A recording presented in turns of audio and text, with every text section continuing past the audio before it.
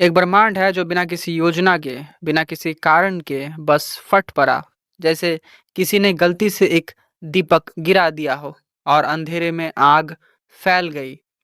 हम उसी आग की राख से बने हैं। हम सोचते हैं इसका कोई अर्थ होगा, कोई डिजाइन, कोई उद्देश्य, लेकिन शायद यह सब केवल एक संयोग है। जैसे किसी अनजान कमरे में पड़ी किताब अचानक खुल जाए और अक्षर खुद ब खुद शब्द बनाना शुरू कर दे। शब्द जिसे कोई लिखने वाला नहीं। जीवन, चेतना, प्रेम, सब उस एक्सीडेंट की गूंज है।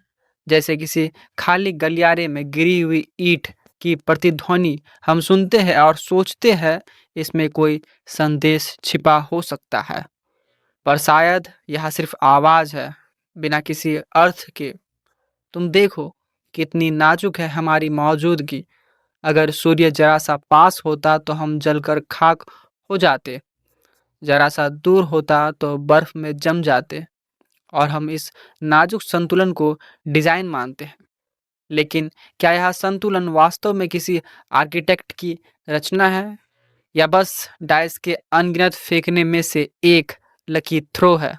मल्टीवर्स की कल्पना करो। अनगिनत ब्रह्मांड, हर जगह नियम अलग।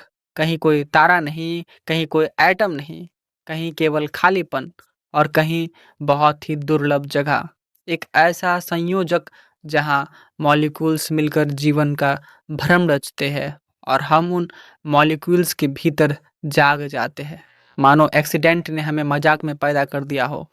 पर अब असली त्रासदी शुरू होती है, क्योंकि जब हमें पता चलता है कि कोई डिज़ाइनर नहीं है, तो हम पर्पस खोजने की कोशिश करते हैं। हम मीनिंग करते हैं, जैसे अंधेरे में खड़े होकर दीवार पर परछाइयों को देवता समझना।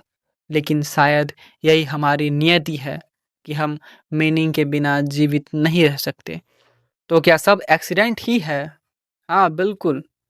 और क्या इसका कोई डिज़ाइनर है? नहीं।